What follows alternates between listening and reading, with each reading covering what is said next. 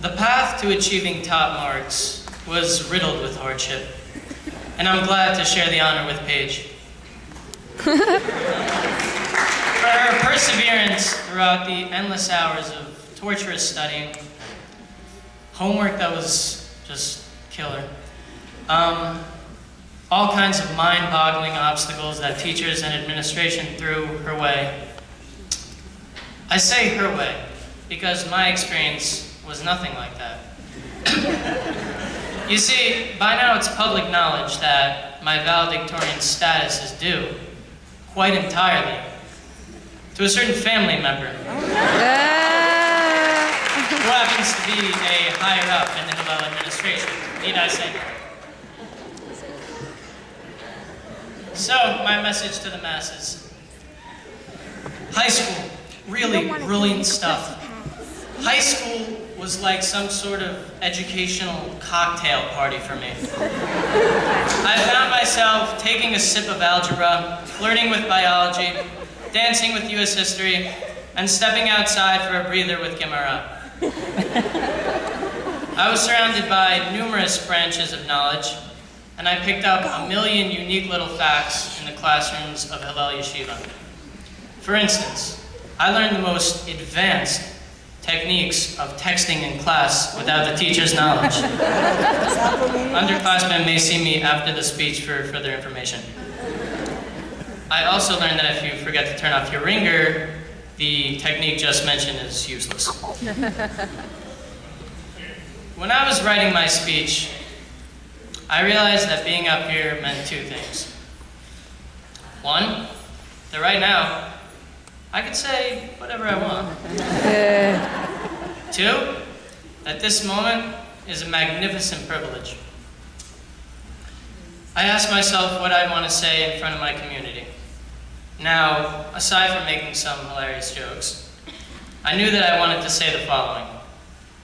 I greatly enjoyed my education and all the learning that was accomplished. Education, or knowledge for me, is not a means, but rather an end.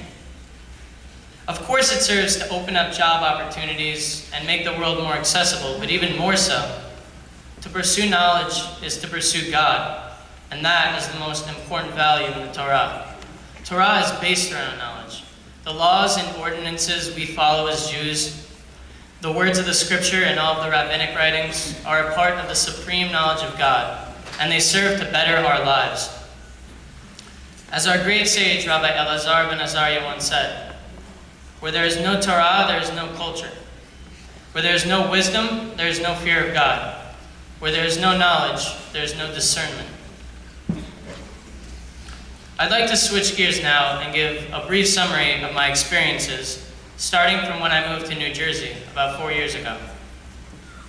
When I first came here, I was baffled by the cultural differences that I perceived between what I was used to and what I was now in the thick of.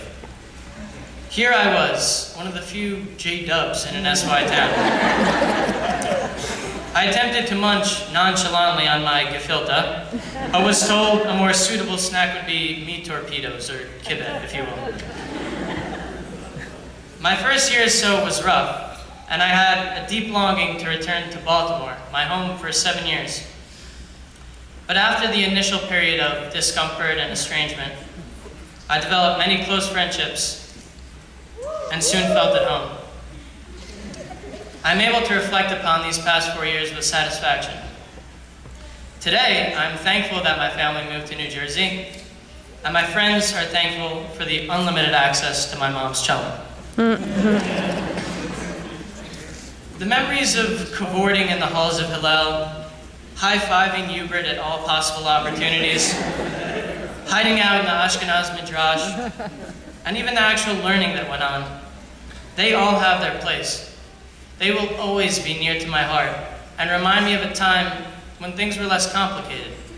A time when the toughest predicaments were things like, should I go to class 5 minutes late or 10 minutes late? Or, will Susan forget that I have lunch detention? Not that I ever had it, however.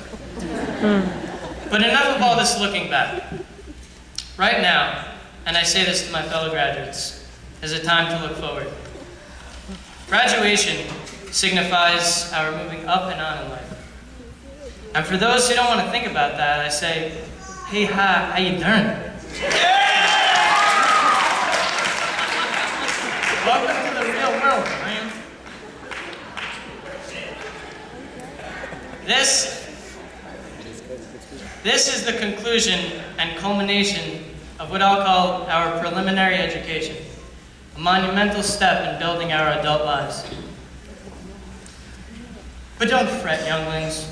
This may seem like a scary transition period, where the yoke of responsibility is so suddenly and ungraciously thrown on our backs.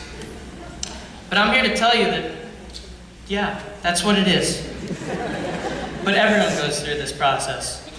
There's no reason why we, the upcoming generation, the future of society, can't meet difficult challenges head-on and overcome them, and go into the future with heads held high and pave a road of success for ourselves. I will miss all of you. There were disagreements, of course, and uncomfortable moments, but that's true of every important relationship. When you spend the majority of your time with the same set of people, you grow used to them, you grow fond of them. You absorb a piece of them into yourself. I feel that I have gained from all of you, my fellow classmates, and it is with mixed feelings that I stand here now. I'm excited to attend college, and I embrace this momentous change in my life. But it is with a heavy heart that I say goodbye to an important chapter in my life, one where I formed strong friendships and received an invaluable education. I owe a great deal of thanks to the people who made this possible for me. My teachers and Urbane, who through their brilliance and educational skills were able to impart some knowledge into this small brain of mine. I thank each and every one of you dearly. I'd also like to extend a special note of gratitude to Mrs. Cantor for her ingenious methods of teaching calculus,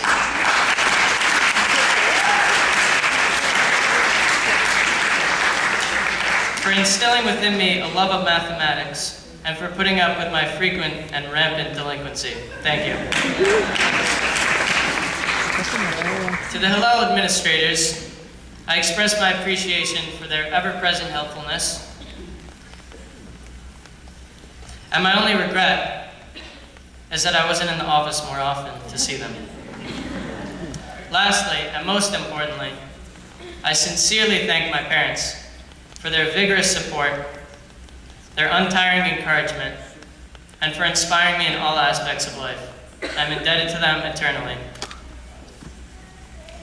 In closing, I'd like to relate a short story that I feel we can all gain from. Until recently, my family owned a bird, a cockatiel named Sunny. We were quite happy with him for a while, as his whistling and tricks were charming. But then Sunny started to exhibit new and bothersome behaviors. He screeched intolerably and made a mess in the house. My family soon became quite fed up with this unacceptable behavior, and with much sadness, we traded Sunny in. We now own a small, agreeable parrot named Woody, who has won our favor and has avoided committing any of the previously mentioned offenses. Fellow graduates, we are young and inexperienced. There are a few important lessons that I feel we could take away from the story of Sunny. One, that screeching and making a mess will get you nowhere in life, no matter how cute you are. Two, that playing by the rules and pleasing the crowd are excellent ways of ensuring goodwill and fulfilling relationships. Three, that no one is indispensable. Don't let your ego blind you from reality. I wish you all joy and success in your lives, and I hope you take heed of my central message, to appreciate knowledge and those who give it to you. Thank you. And one last note. Today is my Bubby's birthday, and it so happens that she is in the crowd, so Bobby, happy birthday.